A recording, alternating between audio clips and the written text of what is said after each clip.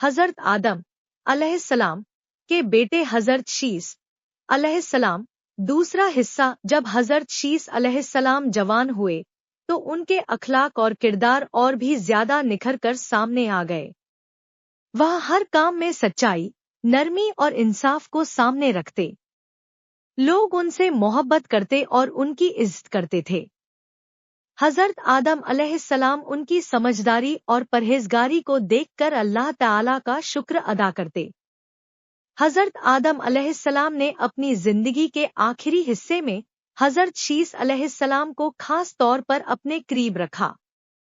वह उन्हें अल्लाह ताला की इबादत, इंसानों की रहनुमाई और दीन की हिफाजत की जिम्मेदारियां समझाते। हजरत शीस अलैहिस्सलाम हर नसीहत को दिल से कबूल करते और पूरी इताअत के साथ उस पर अमल करते।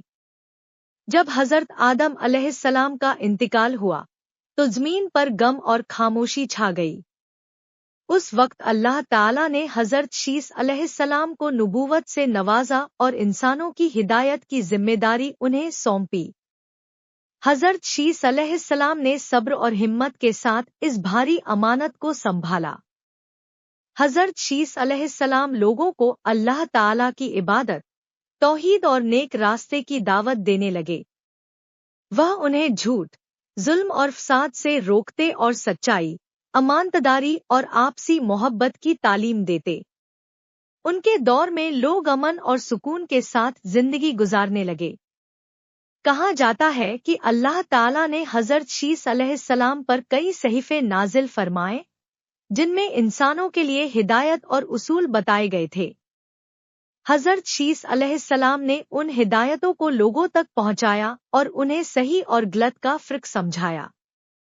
हजरत शीस अलैहिस्सलाम ने अपनी पूरी जिंदगी अल्लाह ताला की इताअत और उसकी मखलूक की भलाई में गुजार दी। उनकी तालीमात ने आने वाली नस्लों को भी सीधा रास्ता दिखाया और दीन की रोशनी फैलती चली गई।